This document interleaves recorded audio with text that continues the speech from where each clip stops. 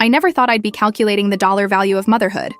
But here I am, Sarah Matthews, 32 years old with a marketing degree gathering dust while I change diapers and negotiate toddler tantrums.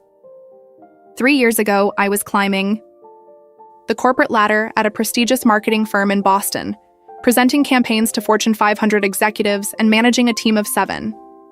Then came the surprise of my life when my husband Michael and I discovered we were expecting twins. The pregnancy was difficult, the delivery even more so. And afterward, looking into the tiny faces of Emma and Ethan, something shifted inside me. Michael and I ran the numbers and made what felt like the obvious choice at the time. With his higher salary as a software architect and my desire to be there for all those first moments, I'd step away from my career temporarily to be a stay-at-home mom. The first sign that this decision wouldn't be universally celebrated came 6 months after the twins were born, when my mother-in-law Eleanor finally made the trip from Chicago to see her grandchildren. I spent 3 days preparing for her visit, deep cleaning our suburban home, planning an elaborate dinner with all of Michael's childhood favorites, even hand-stitching little outfits for the twins that matched the colors in old photos of Michael as a baby. The evening started well, with Eleanor cooing over the babies while I put the finishing touches on dinner. But as we sat down to eat, she looked around the living room with its scattered toys and asked with a smile that didn't quite reach her eyes, "So, Sarah, when do you think you'll get back to real work? Playing house must be getting boring after so many months." I felt the first sting of those words but brushed them off, chalking it up to generational differences. After all, Eleanor had worked as an accountant throughout Michael's childhood, a fact she mentioned at least 3 times during dinner. "I'm actually loving being home with the twins," I replied, reaching for Michael's hand across the table. "We decided this was best for our family right now." Eleanor nodded with that same tight smile, and I remember thinking that with time and enough effort on my part, we'd build a wonderful relationship. I had no idea that this seemingly innocent comment was just the first drop in what would become a torrential storm of undermining that would eventually force me to quantify exactly what my contribution to our family was worth. 6 months after Eleanor's first visit, the twins were reaching their first birthday, and the pattern had already established itself. Eleanor had moved from Chicago to a condo just 20 minutes away, wanting to be more involved in her grandchildren's lives. Her weekly Sunday visits became a fixture in our schedule, and with each visit came another subtle dig. "It's so nice that you can just help out at home while Michael provides for the family," she'd say, while watching me simultaneously breastfeed one baby while spoon-feeding the other. Or, "Michael looks tired, he must be working so hard to support all of you," as if I spent my days lounging on the sofa eating bonbons. The reality of my life looked nothing like Eleanor's implications. My days started at 5:30 when Ethan would wake crying, followed quickly by Emma.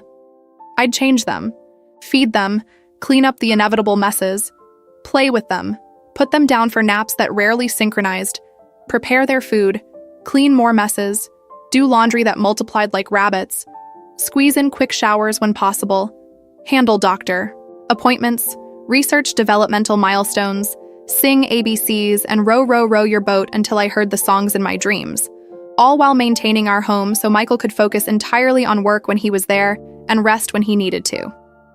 By the time Michael walked through the door at 7 in the evening, I'd have dinner ready, the twins bathed, the house relatively tidy, and I'd be running on fumes but still smiling because despite the exhaustion, I loved being there for every first. First smile, first laugh, first time rolling over, first words. I treasured these moments even as I collapsed into bed each night, too tired to even scroll through social media. But according to Eleanor, I was just helping out. I tried everything to win her approval. I cooked her favorite meals when she visited, kept the house spotless despite having 2 babies determined to create chaos, dressed the twins in the clothes. She bought even when they were impractical and asked her advice about parenting even when I disagreed with her outdated views. Michael worked long hours and was often too tired to notice the dynamic developing between his mother and me. When I'd tentatively mention her comments, he'd say, "That's just Mom's way. She doesn't mean anything by it." And I wanted to believe him. I really did. But then came the afternoon I was in the kitchen preparing snacks while Eleanor was in the living room with the twins, and I overheard her phone conversation. "No, I can't make bridge on Sundays anymore. I have to check on Michael and the kids." The girl who looks after my grandchildren isn't exactly mother material, if you know what I mean. I froze, the knife I was using to cut apple slices suspended mid-air as the words sliced through me more effectively than the blade ever could. Girl who looks after my grandchildren. Not daughter-in-law, not the twins' mother, just the babysitter. I wiped away tears before returning to the living room, smile firmly fixed in place, because I still believed that with enough effort, enough patience, I could earn her respect. I was determined to prove my worth as both a mother and a daughter. In law, even as doubt began to creep in about whether I was indeed overreacting to what Michael dismissed as just mom being mom. 3 months after that overheard phone call, with the twins now 15 months old and taking their first wobbly steps, Eleanor decided it was time for a proper family gathering. The family should see how big the children are getting, she announced during one of her Sunday visits, not asking but telling. I've already called everyone. We'll do it here next Saturday. Here, in my home, without consulting me first. I swallowed my objection, telling myself this was an opportunity to finally forge better relationships with Michael's extended family, whom I'd only met at our wedding 4 years earlier.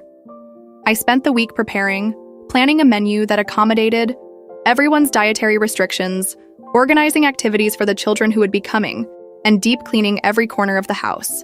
The twins were going through a clingy phase, which made preparations twice as challenging as I balanced their needs with party prep. The morning of the gathering, Eleanor arrived 3 hours early to help. Within minutes, she'd rearranged my carefully planned buffet table, replaced the homemade hummus I'd prepared with store-bought, and switched my carefully selected playlist to what she called more appropriate background music. Sarah, dear, she said, surveying my vegetable tray with a critical eye, don't you think store-bought would look more professional? And these napkins don't match the plates at all. Good thing I brought some proper ones. Each suggestion came with the implication that my choices weren't good enough, not quite up to the Matthews family standard. I bit my tongue and reminded myself, for Michael, for the twins, for family harmony. As relatives began arriving, I put on my brightest smile and welcomed everyone, only to have Eleanor consistently introduce me as Michael's wife who stays home with the kids, rather than by my name. Throughout the afternoon, she found ways to subtly correct my parenting in front of others. No, Emma needs a sweater, she'll catch cold, she'd say, swooping in to override my decision. Or, Ethan shouldn't be eating that yet, Sarah. Didn't you read the parenting books I sent? But the worst moment came during dinner, when Eleanor launched into a story about how she had managed to work full-time while raising Michael properly. I never saw my career and motherhood as an either-or proposition, she told the table, looking directly at me. Some women these days seem to think they have to choose, but I always believed children benefit from seeing their mother be productive in society. I caught Michael's cousin Lisa exchanging a glance with her husband, and Eleanor's sister Martha pressing her lips together disapprovingly. But no one said anything to counter Eleanor's implication that I'd chosen the easy route, that somehow caring for twins 24 hours a day was less productive than office work. After dinner, I found myself alone in the kitchen washing dishes while laughter echoed from the living room. Eleanor was showing family albums of Michael's childhood photos that I'd never even seen before, narrating stories of his upbringing as if to emphasize her superior expertise in all things Michael and parenting. Lisa came in briefly to drop off more dishes and squeezed my arm sympathetically, but said nothing. I scrubbed harder at an already clean plate and told myself that this too was part of earning my place in the family, that eventually they would see my value, that my dedication to creating a loving home for Michael and the twins would ultimately be recognized. But as water and tears mixed together in the sink, a small voice inside me whispered that perhaps this pattern wasn't going to change through patience and effort alone. By the time Thanksgiving approached, the twins were 18 months old and developing their own little personalities. Emma was cautious but deeply curious, studying everything before engaging, while Ethan was all energy and impulse, diving headfirst into every new experience. I'd been planning our first real Thanksgiving as a family for weeks, excited to blend traditions from both Michael's family and mine. I'd ordered an heirloom turkey from a local farm, collected recipes that had been passed down through generations on both sides, and even practiced making my grandmother's famous sweet potato pie that had been the centerpiece of every childhood. Thanksgiving I could remember. When Eleanor arrived the day before Thanksgiving, I was elbow deep in pie dough. I thought we could incorporate some of my family traditions this year, I explained enthusiastically, showing her my grandmother's handwritten recipe card. Eleanor glanced at it dismissively. Well, that's a nice idea, Sarah, but the Matthews have our own Thanksgiving traditions. These aren't real family traditions for the twins. Not real family traditions. As if my heritage, my childhood, my family's customs somehow didn't count toward the twins' heritage. Before I could respond, Eleanor had taken over the kitchen, rearranging my carefully organized ingredients and pulling out her own recipes. Michael always expects his Thanksgiving dinner a certain way, she informed me, as if I hadn't been cooking for her son for 6 years. The following morning, I tried to involve the twins in making decorative handprint turkeys, a craft my mother had done with me every Thanksgiving of my childhood. We had just started when Eleanor interrupted, producing store-bought decorations. These are prettier than the homemade ones, she told the twins directly, moving their attention away from our craft project. Grandma brought decorations that don't make such a mess. During dinner itself, Eleanor dominated the conversation, repeatedly referring to our family, while telling stories that predated my relationship with Michael, effectively placing me outside the family circle. Every attempt I made to contribute to the conversation was subtly redirected. But the situation truly deteriorated when Eleanor brought up college funds she claimed to be starting for the twins. I want to make sure they're properly educated, she said pointedly. Not everyone in the family had the advantage of completing their education. I stared at her, speechless. I had graduated summa cum laude from Boston University and had been considering an MBA before the twins were born. The implication that I was somehow undereducated because I'd given up my career was both inaccurate and deeply hurtful. That night, after Eleanor had gone back to her condo and the twins were asleep, I finally broke down and told Michael everything. I detailed the months of undermining comments, the way his mother consistently positioned me as an outsider in the family, and how she continually questioned my choices and parenting decisions. To my dismay, Michael's response was, "That's just mom being mom, Sarah. She's always been opinionated. You're being a little too sensitive." Too sensitive. The phrase hit me like a physical blow. Your mother told our children that my family traditions aren't real. She implied I'm uneducated. She treats me like an interloper in my own home. That's not me being sensitive, Michael. That's your mother being disrespectful. The argument that followed was our first serious one about Eleanor's behavior. Michael accused me of exaggerating, of misinterpreting his mother's helpful suggestions. I felt myself being gaslit, my experiences dismissed by the person who should have been my strongest ally. We went to bed angry that night, with Michael sleeping in the guest room. As I lay awake, listening to the twins breathing through the monitor, I found myself making excuses for Michael's blindness to his mother's behavior. He'd grown up with her, so her critical nature was normalized for him. He worked long hours and wasn't present for most of her visits. He was under pressure at work. I told myself that with more time, more concrete examples, he would eventually see the pattern. Despite the hurt and anger, I resolved to try harder to make this relationship work, for the sake of our family. But something had shifted inside. Me, that Thanksgiving night, a small seed of resentment had taken root, and no amount of rationalizing could stop it from growing. Christmas was always my favorite holiday. But that year, as the twins approached their second birthday, I felt only dread as the season approached. Eleanor had announced, not asked, that she would be spending the entire Christmas week at our house to make it special for the children. 7 full days of navigating her criticism while trying to create magical holiday memories for Emma and Ethan. I threw myself into preparations, determined to make everything perfect despite Eleanor's inevitable disapproval. I decorated the house with care, baked traditional cookies, wrapped presents with coordinating paper and hand-tied bows, and planned activities I hoped the twins would remember fondly in years to come. Eleanor arrived with twice as many gifts for the twins as Michael and I had purchased, immediately criticizing the artificial tree we'd chosen for safety reasons with active toddlers, and rearranging the ornaments I'd carefully placed. The silver ones should be distributed evenly, Sarah. Didn't your mother teach you how to decorate a tree properly? Every morning brought new criticisms. The twins' outfits didn't match. The breakfast wasn't what Michael always enjoyed at Christmas. The house was too warm, too cool, too cluttered, too sterile. I felt like I was performing on a stage where the script kept changing, and no matter what I did, I was failing. The situation reached a breaking point 3 days before Christmas, when I overheard Eleanor talking to the twins as they played with new toys she'd brought. "Daddy works very hard to buy this nice house and all your beautiful toys," she was telling them. "He goes to his important job every day so you can have everything you need."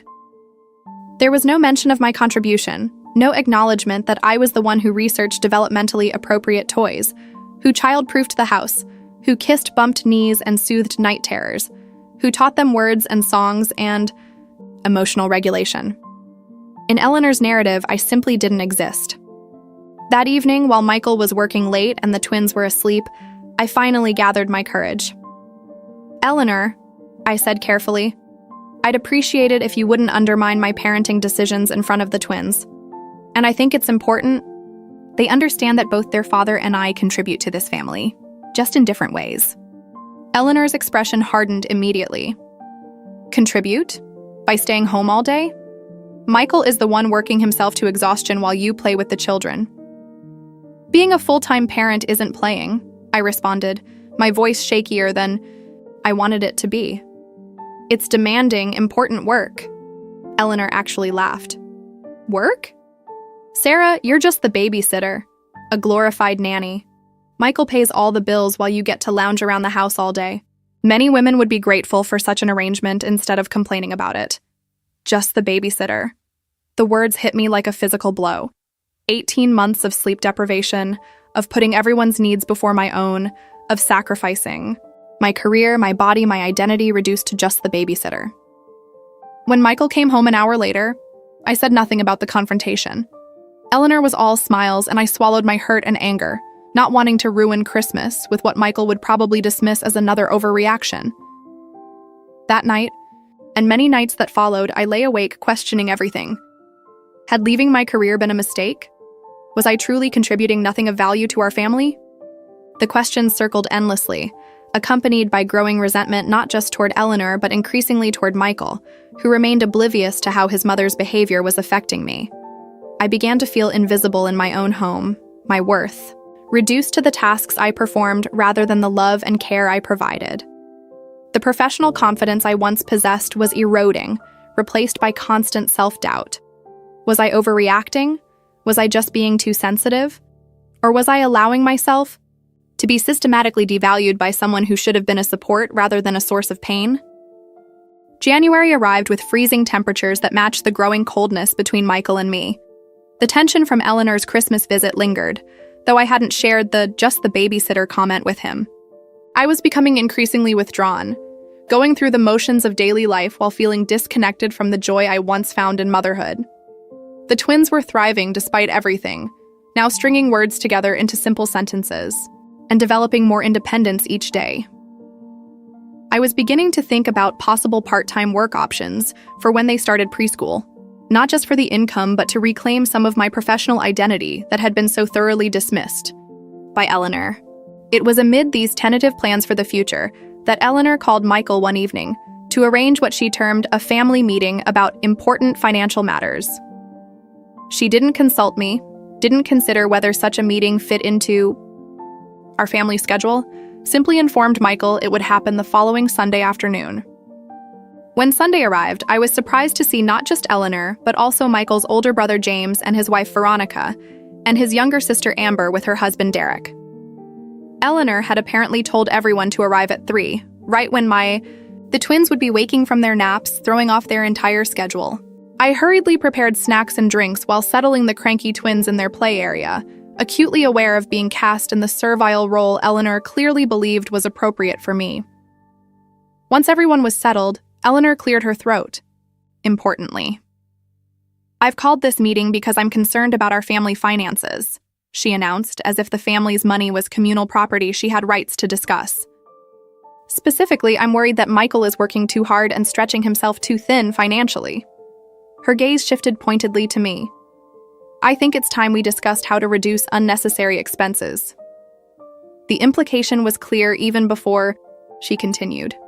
Michael's father and I raised 3 children on one income, but times were different then. We were careful with money and didn't overextend ourselves. Again, her eyes found me, as if I was single-handedly bankrupting the family, with extravagant spending. The truth was that we lived comfortably but modestly. We'd purchased a home within our means, drove practical vehicles, and our biggest expenses were the twins' medical bills from a complicated birth and Eleanor's frequent necessary purchases. For her grandchildren, that often arrived with the tag still attached, and the receipt, just in case you want to exchange it for cash to buy something more practical. Michael and I manage our finances just fine, I said quietly but firmly. We made a joint decision about our current arrangement based on what works for our family. And that arrangement, Eleanor countered immediately, involves Sarah contributing nothing financially while enjoying free rent and food. Several family members shifted uncomfortably, but I noticed James nodding slightly in agreement. Something inside me snapped. 2 years of accumulated hurt, dismissal, and devaluation came pouring out. Nothing financially? Let me tell you what nothing looks like, Eleanor. Nothing is waking up at 5:30 every morning and not sitting down until 9 at night. Nothing is simultaneously managing 2 toddlers with different needs, personalities, and schedules. Nothing is cooking, cleaning, laundry, shopping, scheduling doctor appointments, researching developmental milestones, creating educational activities, and maintaining this entire household so Michael can focus on his work. Nothing is being on call 24 hours a day with no weekends, no sick days, and no vacation time. My voice was shaking, but I couldn't stop. If you think what I do is worth nothing, maybe you should try doing it for a week. Just 1 week. Eleanor's expression hardened. That's what any mother does, Sarah. The difference is that real mothers also contribute financially to their households. They don't expect a free ride. I stood up abruptly, tears threatening despite my best efforts to contain them. "Excuse me," I managed to say before walking out of the room, out of the house, and into the freezing January afternoon without a coat. I walked around the block 3 times before the cold forced me back inside, where the family meeting had apparently concluded. That evening, after everyone had left and the twins were asleep, I tried one more time to make Michael understand. Your mother told your entire family that I contribute nothing and should be grateful for free rent and food, like I'm some kind of parasite instead of your wife and the mother of your children. Michael sighed heavily. She was harsh, I know. But try to see it from a working person's perspective, Sarah. Mom raised 3 kids while working full-time as an accountant. From her viewpoint, modern stay-at-home moms have it easier than she did. A working person's perspective. As if what I did day in and day out wasn't work. As if I was on some extended vacation while Michael toiled away. It was our biggest fight. Ever.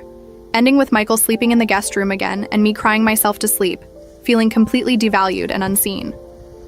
The worst part was the isolation. I'd gradually lost touch with most of my close friends after becoming a mother. Some had drifted away naturally as our lives took different paths.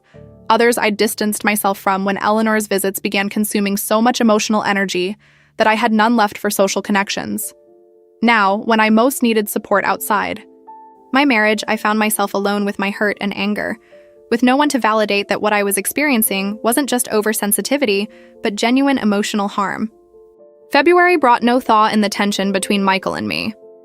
We moved around each other carefully, cordial for the twins' sake, but with a distance that grew more noticeable each day. Michael was spending more time at the office, and I suspected he was sharing his perspective on our problems with Eleanor during their frequent phone calls. The confirmation of this suspicion came when Eleanor created a family group chat that deliberately excluded me. Michael didn't mention it, but I discovered its existence when his phone chimed repeatedly one evening while he was in the shower, and I noticed Eleanor's name with the words "family decisions" on his notifications. I didn't read the messages. I've never been the type to invade privacy, but the existence of the chat itself spoke volumes about how Eleanor viewed me, as separate from family, not someone who should be included in family decisions. A week later, while scrolling through social media during a rare quiet moment, I saw that Eleanor had shared an article titled, "The Problem with Stay-at-Home Parents, Setting Poor Examples for Modern Children." Her accompanying comment read, Interesting perspective on how children learn about work ethic and responsibility. Proud of my son Michael working so hard while the woman watching his kids seems to think running a household is equal to a real job. The post had several likes, including from James and, to my complete shock, from Michael. My hands shook so badly I could barely hold my phone. The dismissal of my role was bad enough, but the woman watching his kids? Not their mother, not your daughter-in-law, not even Sarah. Just the woman. It stripped me of both my identity and my relationship to my own children. And Michael had liked the post. When he came home that evening, I confronted him immediately, showing him the post and his like. He glanced at it and shrugged. I didn't read it carefully. I just saw Mom posted something and hit like automatically. You didn't notice that your mother called me the woman watching your kids instead of their mother? You didn't notice she was publicly undermining me to your entire family and friend circle? Michael had the grace to look uncomfortable. She didn't mean it that way. You're being too sensitive again. Too sensitive. Those words again, the ultimate dismissal. The conversation deteriorated from there, with Michael eventually grabbing his keys and leaving to clear his head. I sat in our silent living room after he left, looking at the toys scattered across the floor, the fingerprints on the coffee table, the half-folded laundry on the couch, physical evidence of my daily work that somehow remained invisible to those who should value it most. Something shifted inside me that night. I realized with complete clarity that no amount of trying harder, being more patient, or making more effort would change how Eleanor saw me. And worse, her perspective was infecting Michael's view of my contribution to our family. If I continued to accept this devaluation, it would eventually erode not just my relationship with Michael, but my own sense of worth. That night, I couldn't sleep. Instead, I found myself researching articles about the economic value of stay-at-home parents. What I discovered was both validating and infuriating. Economists had calculated the market value of the work done by stay-at-home parents, and the figures were staggering. If I were to be paid for all the roles I fulfilled: childcare provider, house cleaner, cook, laundry service, household manager, administrative assistant, educator, and more, I would be earning a six-figure salary. Article after article confirmed what I instinctively knew. The work I did had immense economic value, even if it didn't come with a paycheck. The research became therapeutic for me, a way to reclaim my sense of value despite Eleanor's persistent undermining. I began taking notes, calculating hours, listing tasks, and researching the market rates for each service I provided to our family. With each calculation, I felt a little piece of my confidence return. Eleanor might not value what I did, but the marketplace certainly would, to the tune of thousands of dollars per month. As February turned to March, I continued my research while outwardly maintaining our family routine. The twins were approaching their second birthday, becoming more verbal and independent each day. Michael and I had reached an uneasy truce, avoiding the topics of Eleanor and my role in the family while focusing on day-to-day logistics. Eleanor's visits continued, though I'd begun scheduling more activities outside the house on Sundays to limit my exposure to her critical comments. The seed planted during my late-night research was growing, taking shape as a plan I wasn't yet sure I would execute. I began documenting my daily activities in meticulous detail. Every diaper change, meal preparation, educational activity, cleaning task, errand, and household management duty. I tracked my hours like I would at a corporate job, noting start and end times for each task and categorizing them by type of service. After 2 weeks of documentation, the results were eye-opening. On average, I was working over 100 hours per week with no days off. My day started at 5:30 with the twins and often didn't end until after 10, when I finished preparing for the next day. During those hours, I functioned as a nanny, preschool teacher, personal chef, house cleaner, laundress, personal shopper, household manager, and administrative assistant all rolled into one. I researched the market rates for each of these services. In our area, consulting job listings, service websites, and professional organizations to ensure my figures were accurate. A full-time live-in nanny for twins would cost at minimum $25 per hour, more with the level of educational enrichment I provided. A house cleaner would charge at least $30 per hour. A personal chef preparing 3 meals daily would command a significant salary. Even at conservative estimates, the market value of my services exceeded $14,000 per month, well over what I had earned in my corporate marketing job. The realization was simultaneously empowering and infuriating. I'd allowed Eleanor and by extension Michael to make me question my worth when in fact, my economic contribution to our family was substantial. If Michael had to pay for all the services I provided, his salary alone wouldn't cover it. With this knowledge firmly in hand, I created a professional invoice using the same software I'd used in my marketing career. I listed each service separately, with the corresponding market rate, hours worked, and total value. I added a family discount line with a cheeky 50% reduction, bringing the monthly total to just over $7,000. I included detailed descriptions of each service and attached my 2-week activity log as supporting documentation. As I worked on the invoice, I struggled with whether I would actually send it. Would it only worsen the family tensions? Would Michael see it as a hostile act rather than the statement of value I intended? But after a particularly dismissive comment from Eleanor about me lounging around the house all day, while Michael worked himself to exhaustion, my decision crystallized. This wasn't just about me anymore. It was about challenging the pervasive devaluation of caregiving work that affected millions of women. It was about making visible the invisible labor that kept our family and countless others functioning. It was about teaching my children, especially Emma, that their worth wasn't determined by a paycheck, but by the value they brought to the world, whatever form that took. With renewed determination, I finalized the invoice, dating it for the 1st of April, the day after Eleanor's next scheduled family meeting that once again excluded me. The last day of March arrived with Eleanor's family meeting scheduled for 7 in the evening. Michael had arranged for his mother and siblings to come after the twins' bedtime, clearly hoping to avoid a repeat of the January confrontation. I put the twins to bed with extra stories and songs, savoring their sleepy hugs and love you mommy whispers, drawing strength from the little people who never questioned my value. Once they were asleep, I retreated to our home office while the family gathered in the living room. I could hear the murmur of voices and occasional laughter, the casual closeness from which I'd been deliberately excluded. Rather than dwelling on the hurt, I focused on finalizing my plan. I had prepared a professional email with my invoice attached, along with links to economic analyses of household labor and childcare costs. The recipient list included not just Eleanor, but everyone on the family decisions chat and those who had liked Eleanor's social media post about stay-at-home parents. My hands trembled slightly as I reviewed the email one last time. The subject line read, Economic Valuation of Household Services. Invoice for review. Professional and unemotional. Despite the feelings churning inside me, the body of the email was equally businesslike. As my contribution to this family has been repeatedly questioned, I'm providing this documentation of the economic value I provide to our household.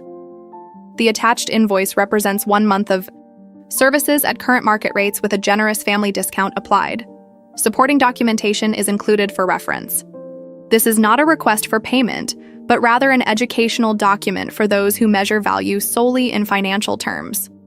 I took a deep breath and clicked send, then closed my laptop and went to bed before the meeting concluded. I didn't want to see Michael's immediate reaction or face questions from his family. This wasn't about confrontation, but about silent assertion of my worth. The fallout began the next morning at 6:15 when my phone rang. Eleanor's name flashed on the screen and I let it go to voicemail. She called 3 more times in succession, then sent a text message so loaded with capitalized words and angry emojis that it was barely coherent. The essence was that I was petty and disrespectful, and had embarrassed the entire family with my ridiculous stunt. Michael had apparently slept in the guest room again, leaving early for work without speaking to me. By noon, my phone was flooded with messages from various family members, ranging from James's outraged defense of his mother to Amber's surprisingly thoughtful questions about how I'd calculated the figures. Veronica, James's wife, sent a simple text, "Call me when you can talk privately." The next few days were tense beyond description. Michael came home late each evening, barely speaking except about the twins' immediate needs. Eleanor called multiple times daily, leaving increasingly hostile voicemails that I deleted without listening to completely. Several extended family members who'd been on the email list reached out with their own opinions, mostly critical, but a few unexpectedly supportive. I maintained my silence, neither defending nor apologizing for the invoice. It spoke for itself. The turning point came 5 days later when Veronica called. She was a pediatrician who worked 4 days a week while employing a nanny for her 3 children. "I showed your invoice to our nanny," she said without preamble when I answered. "She said you substantially undervalued the childcare portion. She charges us more for 3 older children with a more regular schedule than what you calculated for twins with round-the-clock care." The genuine surprise in Veronica's voice was validating. "I never really thought about everything you handle," she continued. "When James and I decided I'd continue working, we made that choice partly because paying for household help still left my salary with a substantial surplus. But you're right that the economic value of those services is enormous." That evening, Michael finally came home at a reasonable hour and asked to talk. We sat at the kitchen table, the invoice printed and lying between us. "Veronica called me today," he said, his voice carefully neutral. "She made some points I hadn't considered." He tapped the invoice. "Did you really research all these rates?" I nodded. "Current market rates in our area, with documentation for each figure." He was quiet for a long moment. "I never said what you do isn't valuable, Sarah." "You never said it was either," I countered. "When your mother called me just the babysitter and said I contribute nothing to this family, you weren't there to hear it. When she told your entire family I should be grateful for free rent and food, you didn't defend me. When she called me the woman watching his kids on social media, you liked the post." Michael winced at each example. "I didn't know about some of that, and I should have paid more attention to how she was treating you." It wasn't quite an apology, but it was the first acknowledgement of the problem I'd received in over 2 years. "I'm going to talk to her," he said finally. "This has gone too far." The next day, Michael took the twins to visit Eleanor alone. He was gone for over 3 hours, and when he returned, his expression was grim but resolved. "I told her she either treats you with respect as my wife and the twins' mother, or she won't be welcome in our home," he said simply. It didn't go well, but it needed to be said. It was the first time in our relationship that Michael had truly stood up to his mother, and while I knew one conversation wouldn't solve everything, it represented a fundamental shift in our family dynamic. The invoice had made visible what words alone couldn't convey, and in doing so, had finally broken. Through the willful blindness that had allowed the situation to deteriorate for so long. It's been 3 months since I sent that invoice, and I won't pretend everything magically resolved overnight. Eleanor initially refused to speak to either of us for several weeks, sending gifts for the twins through James and Veronica rather than visiting. When she finally did resume Sunday visits, they were shorter and notably more subdued. She still occasionally makes comments that set my teeth on edge, but they lack the previous venom. And more importantly, Michael now notices them and often counters them directly. "Actually, Mom, Sarah's decision to stay home with the twins was the best financial decision we could have made considering childcare costs," he'll say. Or, "Emma and Ethan are thriving because of Sarah's dedication to their development." These defenses mean more to me than any apology Eleanor could offer. The invoice itself has taken on a life of its own. Veronica shared it with her mother's group, and several women adapted it to calculate their own household contributions. One friend from my former marketing days works with a family advocacy nonprofit and asked permission to use an anonymized version in their educational materials about the economic value of caregiving work. This unexpected community that formed around the invoice became a source of connection and purpose for me. I started a small online support group for stay-at-home parents dealing with family devaluation, which has grown to over 30 members sharing stories, strategies, and solidarity. Perhaps the most profound change has been within me. Creating that invoice forced me to confront my own internalized bias about productive work. Despite my feminist values, I had absorbed cultural messages that work without pay was somehow less valuable, less worthy of respect. I found myself calculating my worth in dollars and cents because I knew that was the language Eleanor and others would understand. But in doing so, I discovered just how deeply I'd been affected by the same devaluing mindset I was fighting against. Now, when I rock a feverish toddler at 3 a.m. or spend an hour helping the twins learn to identify emotions through play, I no longer hear that nagging voice questioning whether this is real work. I know with bone-deep certainty that the key care I provide is valuable beyond measure, not despite being unpaid, but regardless of it. Michael and I have begun couples counseling to repair the damage done by 2 years of misalignment and miscommunication. In one particularly powerful session, he admitted that he'd failed to stand up for me, partly because acknowledging his mother's behavior would mean facing painful truths about his own childhood under her critical eye. "It was easier to tell you that you were being too sensitive than to admit that I've been sensitized to ignore her behavior," he explained. "But watching her treat you the way she treated my dad made it impossible to keep denying the pattern." As for Eleanor, our relationship remains a work in progress. Last week, I overheard her talking to a friend on the phone in our kitchen while I was putting away groceries in the pantry. "The twins are lucky to have such a devoted mother," she said, not realizing I could hear. "Sarah gives them the kind of attention I wish I could have given Michael." It was a small acknowledgement, and I don't know if she would have said it to my face, but it represented progress I wouldn't have thought possible 6 months ago. The truth is, I no longer need Eleanor's approval or validation. The invoice served its purpose in making visible what had been invisible, in quantifying the unquantifiable so it could be understood by those who measure value in dollars. But the real worth of what I do each day as I raise these 2 amazing little humans can't be captured on an invoice. It's in Emma's growing vocabulary and Ethan's contagious laugh. It's in the secure attachment that allows them to explore their world with confidence. It's in the thousands of small moments that weave together to create childhoods rich with love, attention, and care. If you're out there feeling undervalued for the invisible work you do, whether as a parent, caregiver, volunteer, or in any role where your contribution isn't measured by a paycheck, remember that worth and compensation aren't the same thing. Your work has value whether others recognize it or not. But sometimes, just sometimes, creating an invoice might be exactly what's needed to open eyes and change hearts. Have you ever had to find a creative way to make someone recognize your value?